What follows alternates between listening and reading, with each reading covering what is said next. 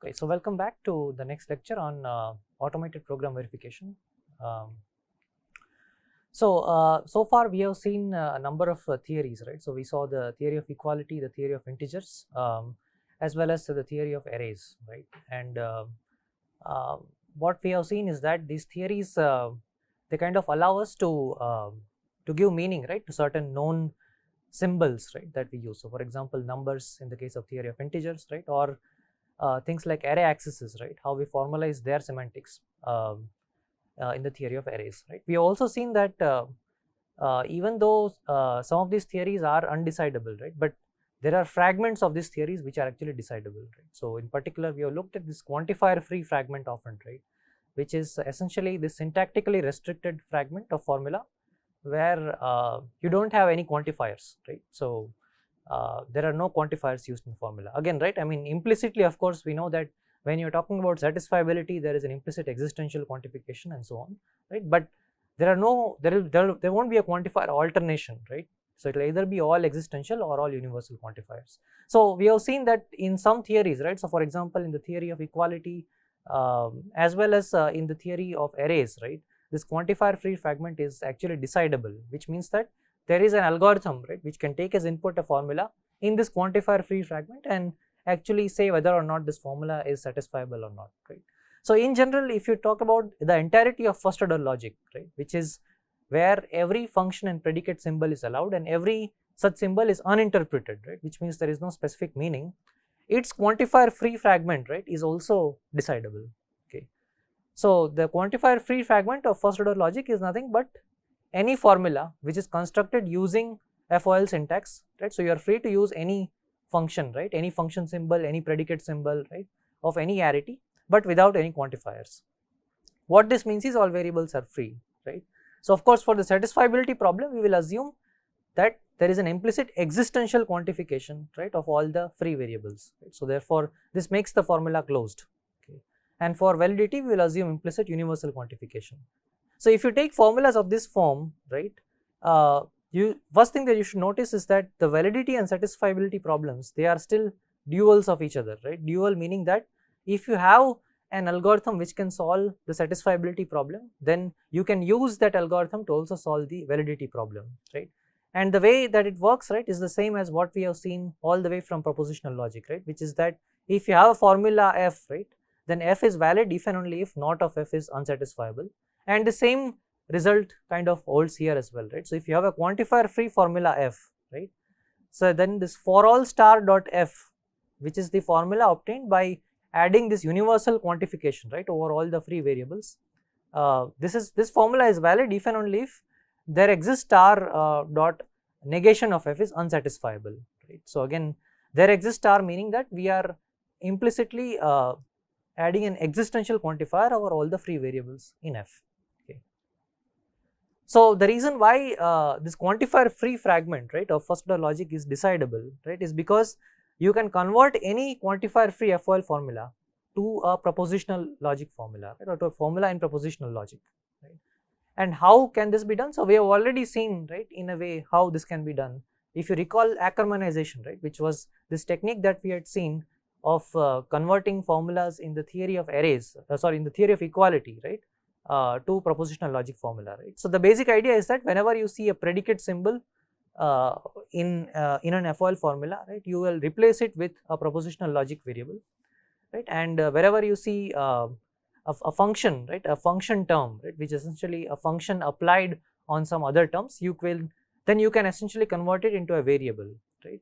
So this is the same technique, right, which is Ackermannization, which can be used to convert any quantifier-free FOL formula to an equisatisfiable formula in propositional logic, right, which means that if you can solve the satisfiability problem of the propositional logic formula, then you can use it to say whether or not the original FOL formula is it satisfiable or not, and this is what makes the quantifier-free fragment decidable. Okay. So which means that since the satisfiability is decidable, validity is also decidable, right, because the validity problem can be reduced to the satisfiability problem, okay, which is what we just saw in the previous point. Okay. So the validity in the quantifier-free fragment of FOL is also decidable, right, and it's NP complete because we have to rely on the satisfiability of formulas in propositional logic, right, which we know is an NP complete problem, right? So it's exponential. Okay. So there are many more other theories, right, which have been proposed in the literature, right? And so, for example, there is theory of bit vectors, theory of lists, theory of heaps, and so on, right? And the idea behind all of these theories is that they formalize, right, the meaning of certain known structures, right? So, for example, bit vectors, right? So this is how we know that numbers, right, are represented in a real world computer, right? So it's all, they are all bits, right, bits and bytes, right? So the theory of how to reason about operations on bits and bytes, right, this is what is captured by the theory of bit vectors, right? Lists are another ubiquitous programming language feature, right? So there is the theory of lists which essentially encodes, right, all the operations which can be done on a list, right? And then there is theory of heap, right, and so on, right? And so the aim of all of these procedures, right, beside, or all of these theories, besides formalizing the meaning, right, of certain known structures, is also to build efficient decision procedures, right? So we know that the satisfiability problem, right, of first order logic, it's either undecidable, or if you are in a restricted fragment, it is very inefficient, right? So in the sense that it's either NP complete, right, or exponential in nature. So by restricting ourselves to some theories, right, we want to also build more efficient decision procedures, right, which we can then use to solve, for example, useful problems like the program verification problem, as we will see later. Okay.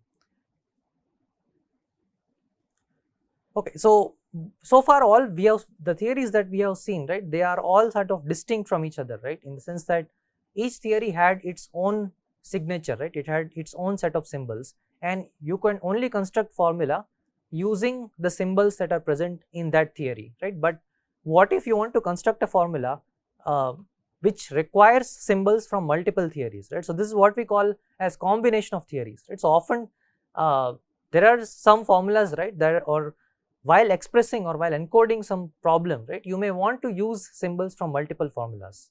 Okay. So these are the individual theories that we have talked about, right? The theory of equality, theory of natural numbers, theory of integers, theory of arrays, and so on.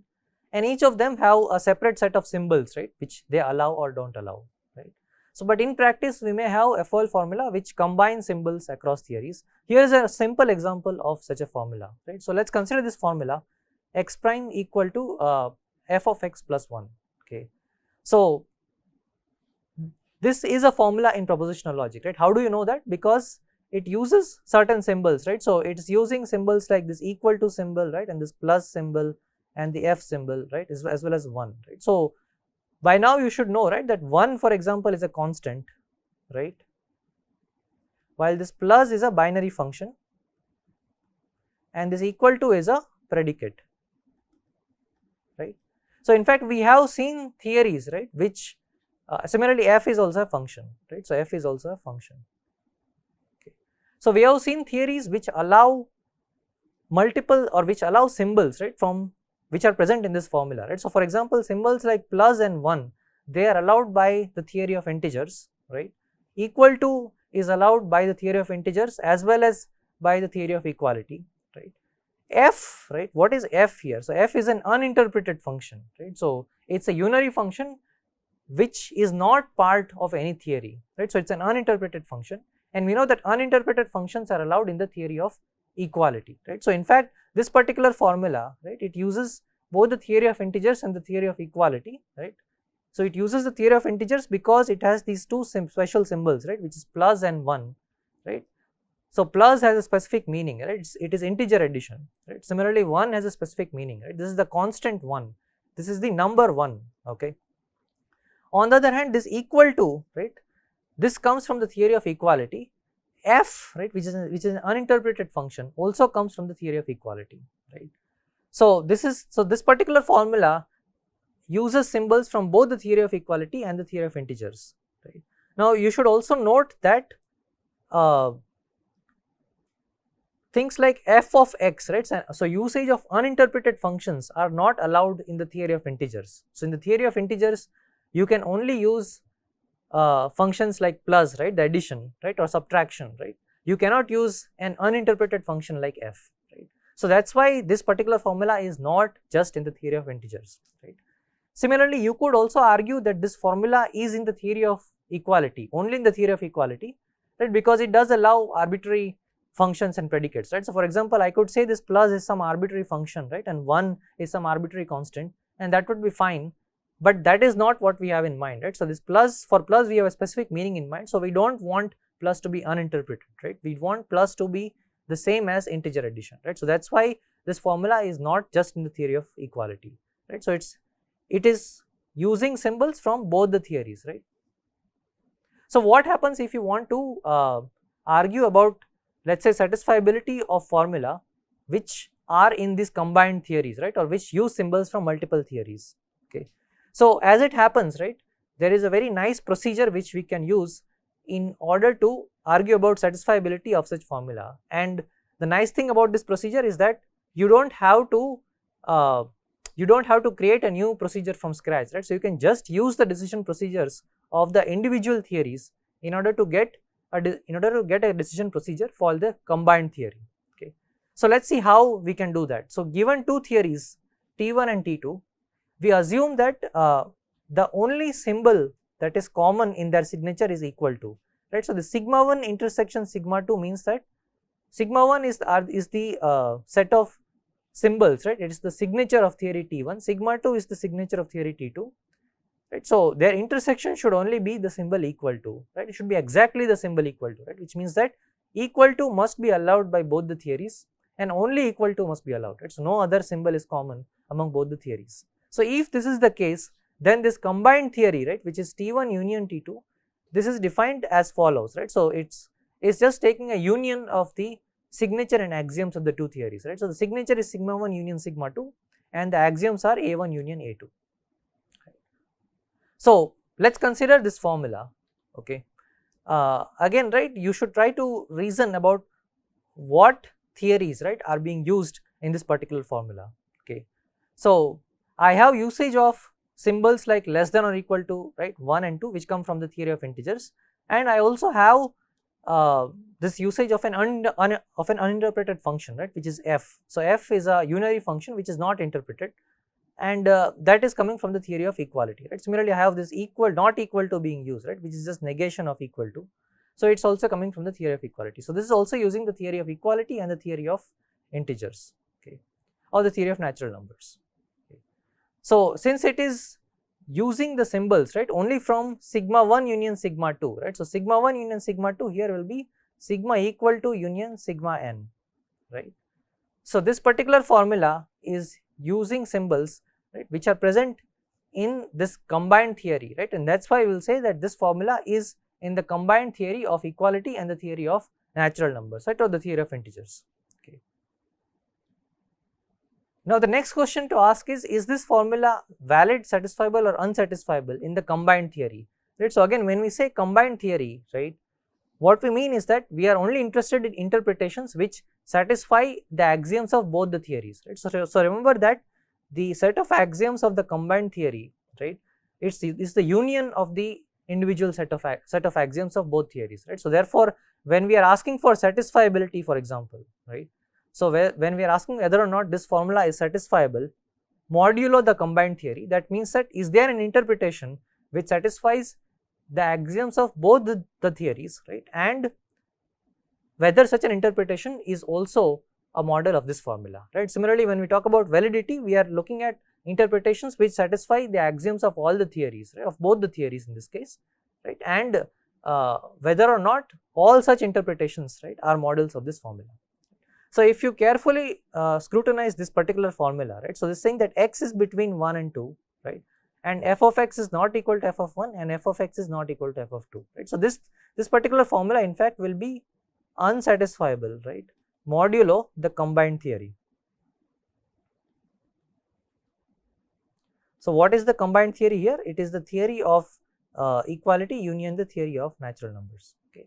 And why is this unsatisfiable, right, because if x, right, is between 1 and 2, right, there are only two possibilities, right, it can either be 1, it can be 2, in which case f of x has to be either f of 1 or f of x has to be equal to f of 2, right, and this comes from the function congruence axiom, right, which says that if you apply a function, right, on the same arguments, then you should get the the same output, right, the same term, right. So we know that x is either equal to 1 or x is equal to 2, right, which means that if you apply the function congruence here, you will get f of x is equal to f of 1 or f of x is equal to f of 2, right. But this formula is saying that f of x is neither f of 1 nor is it f of 2, right. So that is why this particular formula is unsatisfiable modulo the combined theory, but it is satisfiable in each individual theory, right. So for example, again, right, so this formula, it's not a formula, it's not well formed in the theory of natural numbers, right, or in the theory of integers, because it contains this symbol f, which is not allowed. So it doesn't make any sense to ask whether or not is this formula valid sat or unsat in the theory of natural numbers, because it's not even a formula in the theory of natural numbers. However, it is a formula in the theory of equality, right, because the theory of equality does allow arbitrary function symbols, right, and predicate symbols. So things like less than or equal to, right, or 1, 2 and so on, right, these are all allowed in the theory of equality. And in fact, this formula is satisfiable in the theory of equality, right, because x being less than or equal to 2 and greater than or equal to 1 doesn't mean that x has to be 1 or 2, right. That particular meaning only comes from the theory of natural numbers, right. So if you remove the axioms of the theory of natural numbers, then this formula is in fact satisfiable in the theory of equality. Okay. So now this is what we are interested in, right. So given a formula in a combined theory, we want a decision procedure, right, we want an algorithm which can take as input such formula and answer, right, whether that formula is satisfiable or unsatisfiable. And we don't want to create such decision procedures from scratch, right. So we want to reuse the decision procedures of each individual theory, and this is what can be done, right. So given a decision procedure for these individual theories T1 and T2, right, can we decide satisfiability modulo the combined theory?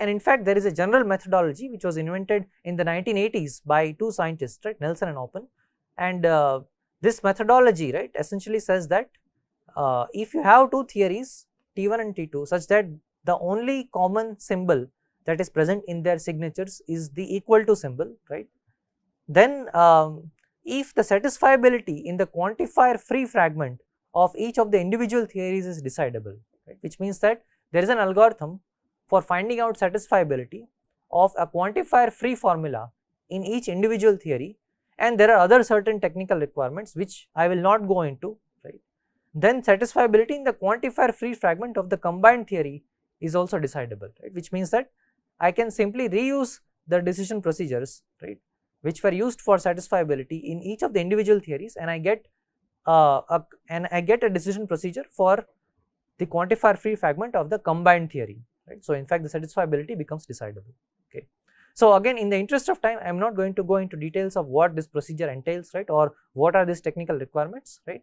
But this particular this notion of combined theories is important, right, because later on when we move to program verification, right, we will see that we will often have to use multiple theories, right. So the kind of formulas that we will reduce, right, that will reduce program verification to, right, that will encode program verification in, they will typically require the usage of multiple theories.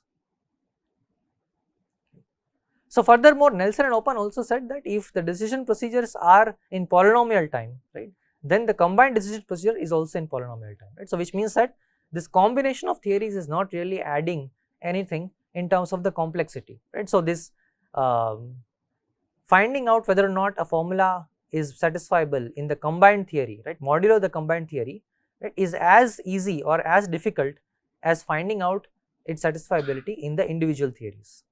Okay.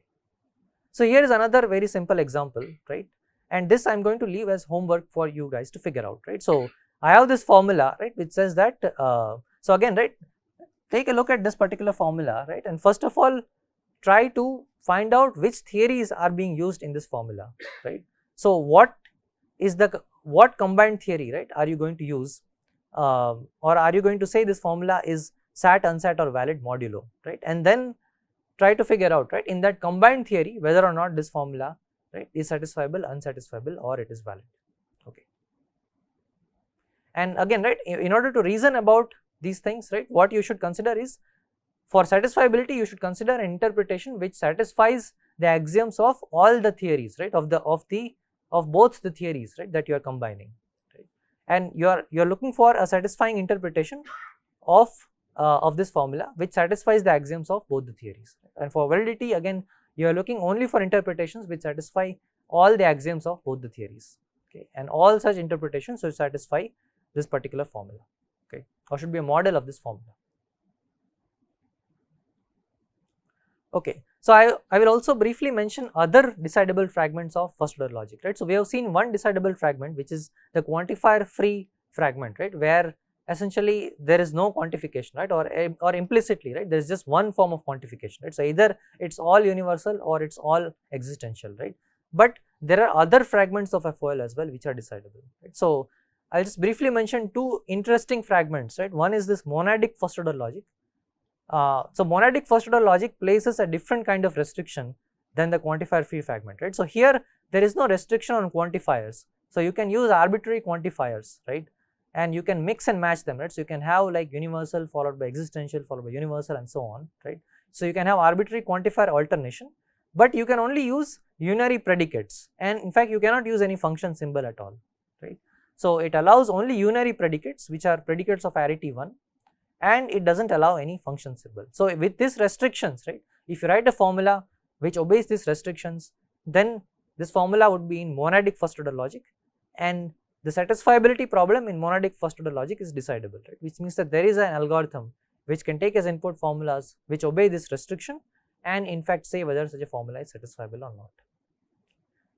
So another important class is called this Bernays-Schonfinkel class, right. So this particular class, right, again it places a different kind of syntactic restriction, right. So it says that it does not allow any function symbols, right, but it allows arbitrary predicate symbols.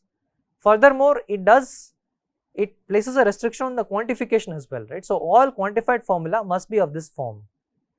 So what is this form exactly, right.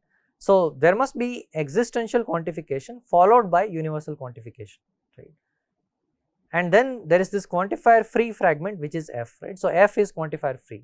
So essentially this allows one quantifier alternation, right, so this is what we call as quantifier alternation, right, where you have one particular type of quantifier followed by another kind of quantifier, right. So it allows one quantifier alternation, right, which is there exists followed by for all, right. And again if you have a formula which obeys this particular syntactic restriction, right, then in fact you can then give it to this algorithm, right, to this decision procedure which will say whether or not such a formula is satisfiable or not, right. So this is called the Bernays-Schonfinkel class.